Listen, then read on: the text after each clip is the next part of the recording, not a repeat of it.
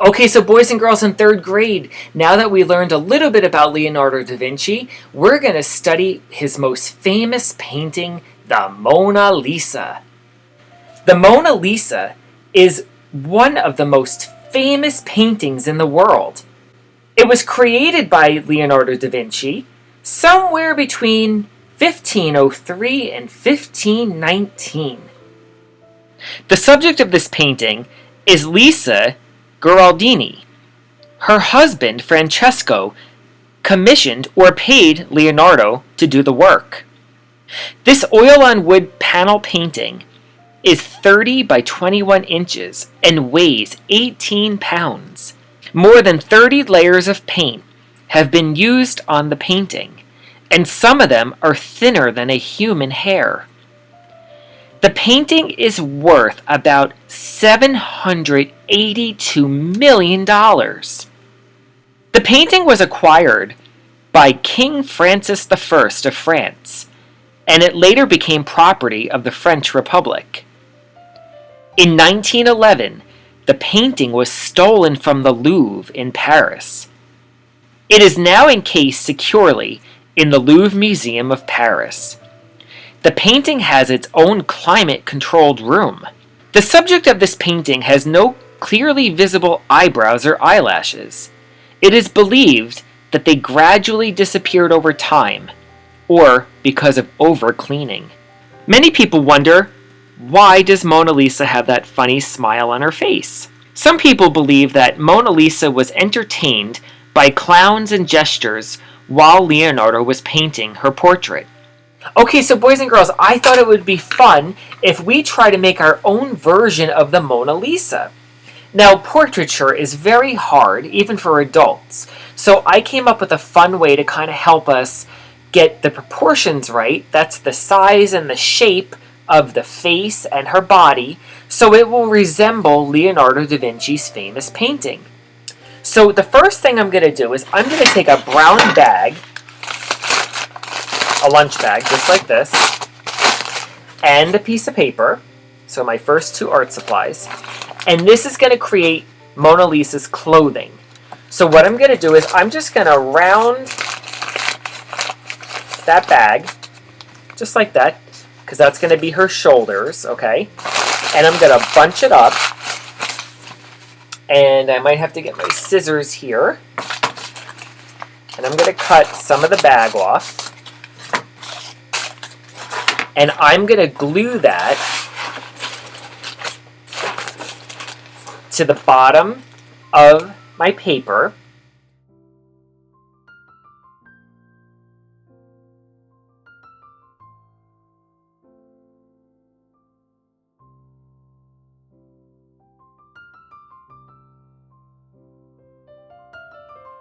Okay, so glue that down. And you don't want any flat, rough sides, and I might take a little glue in the bag there and just... Okay, so that kind of gave me the illusion of her outfit. And now I have this other piece that I cut. So what I'm going to do is take this as well and open it up. Let's see. And I'm just going to bunch it. And looking at the example, which is on my computer over here, Mona has a piece of fabric wrapping around her shoulder and going underneath where her arms are sitting like that. So I'm going to take this piece and twist it, and I'm going to roll it. You can see I put the glue, and I rolled it around. And this is going to create some of the movement of that fabric. So now I know that gluing that curved piece around is where her shoulder is. Do you see that? A little hard to see right now. But now what I'm going to do is I'm going to take a second piece of paper, and I'm basically going to cut out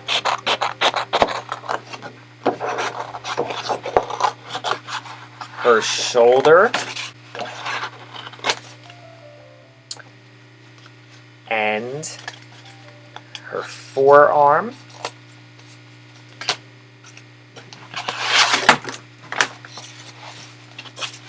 And you see it looks like a letter L with a curve on top. That's easy to cut out. And I'm going to put that right in there. Do you see that?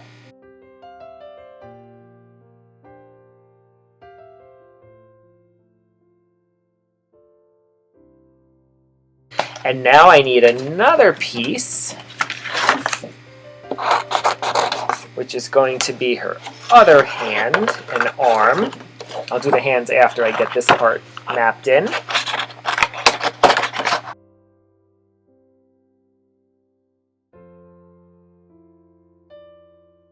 I'm going to glue that down. Do you see her arms? And to make her hands,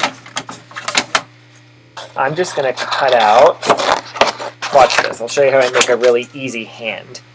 So I start with basically a mitten.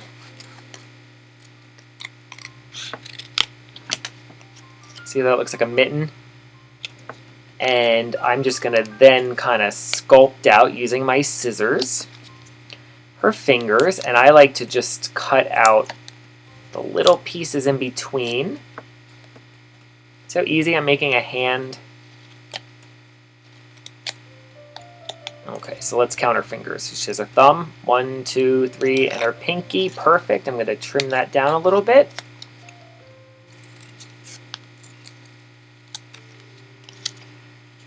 And I'm just going to kind of sculpt out her hand a bit more.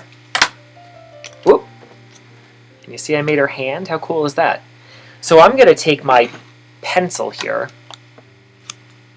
and I'm just going to roll her hand around the pencil and give it a little bit of a curve.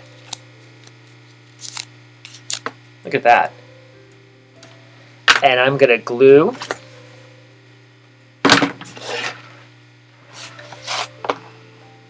her hand. Can you see what I'm doing? I'm going to glue it underneath. Her arm came off here. Let me re-glue that. Okay, so there's her one hand, and I need to do her other hand. So I'm going to do that same trick by cutting out just an oversized mitten.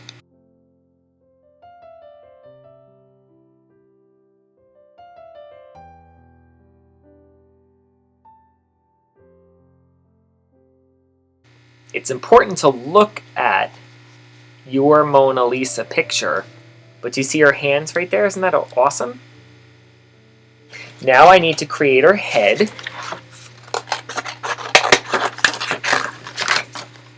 You can always do your head and neck separate, but I'm just going to glue it like that. I love that. And I'm going to round it off a little bit by just curving it, just to give it some more dimension, because this is going to be a three-dimensional Mona Lisa.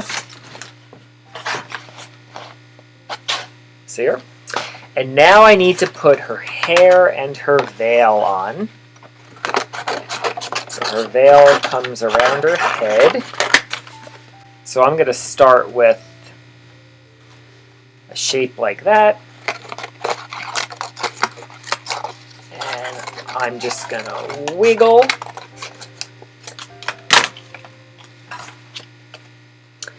And that looks pretty good.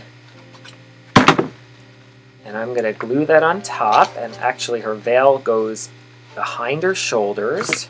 So there's my Mona Lisa so far. I'm going to give this a few minutes to dry, and then I will show you the next step. So boys and girls, I'm going to use a Sharpie for my next step, but you certainly can use a pencil, and I probably would too, but because I'm on a camera, I want you to be able to see it a little bit better, so that's why I'm using the permanent marker. I'm going to lay it down, and I'm going to pan you down so you can see. Okay? So the first thing I want to do is I want to map in Mona Lisa's face. So I'm going to put in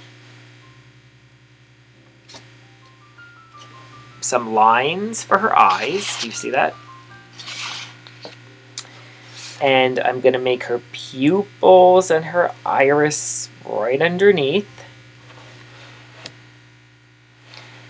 And I'm going to draw the bottom. I'm going to put a little line coming down to indicate the bridge of her nose. I'm going to put a little line underneath, which is the bottom of her nose. And I'm going to put the line across like that to indicate her smile. And I'm going to go ahead and draw the shape of her jaw. I'm going to go in and add some more detail like the top of her veil. And I'm going to bring these lines going down. Moves around. I'm not going to put eyebrows on because I learned that her eyebrows are very faint. So now what I'm going to do is I'm going to add a couple lines on her shirt there to indicate where all the folds in the fabric are.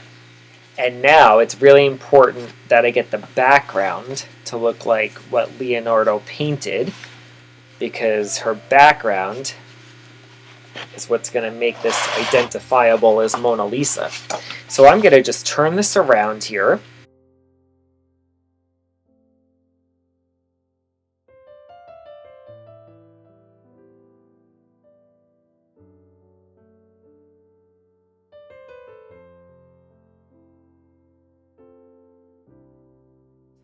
And looking at this, I can see, I think her veil is way too big for her head. So I'm going to take my scissors and I'm going to edit that.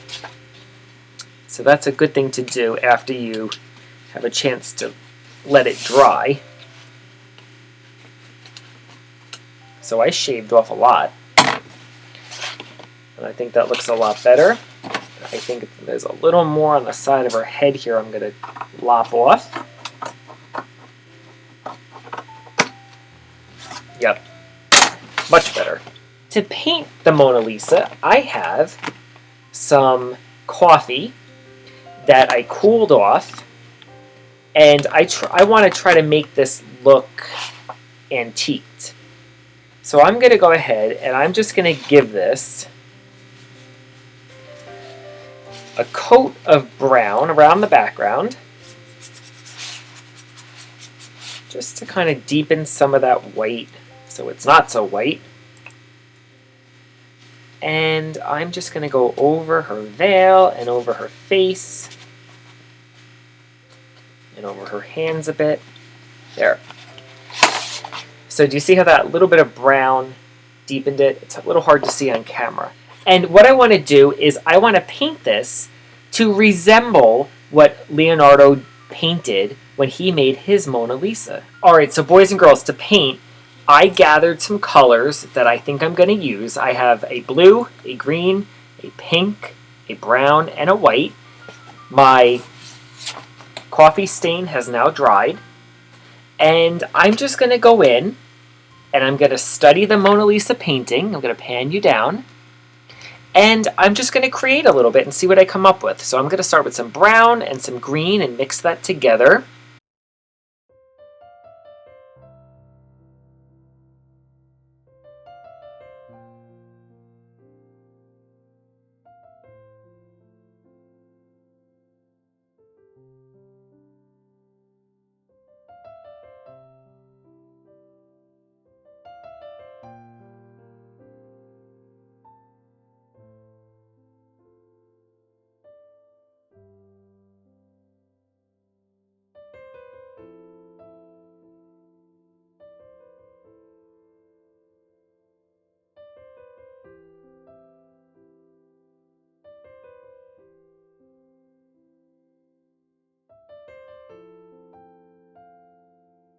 So boys and girls, have fun exploring with paint and try to create a palette that looks similar to something that Leonardo would have used.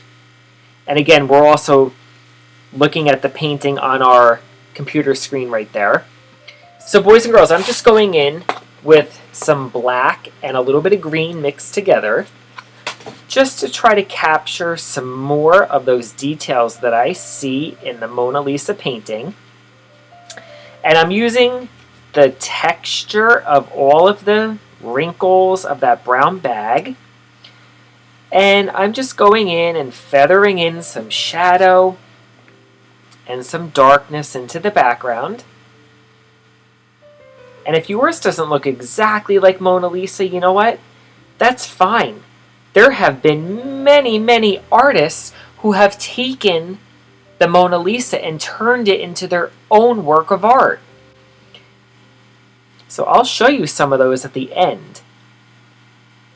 So you can kind of see how art made by other people inspires other artists to create their own masterpieces. So I think I'm done. I think it looks really cool. I don't want it to look exactly like Mona Lisa, otherwise I would have just taken a picture. And I think this is a wonderful way for us to learn about the Mona Lisa, and it helps us study the picture. It helps us look in closely at the colors and the way Leonardo painted the fabric on the Mona Lisa. And I think it came out great. So boys and girls, try the project at home. If you master it, I'd love to see it. Have mom or dad email me a picture at pricet@pearlriver.org. And if you want to learn more about Leonardo da Vinci and try some other projects, please feel free to click on another grade level to see what they're doing as well. Tune in next week where we will have more art online. Have a great week, boys and girls. I'll see you soon.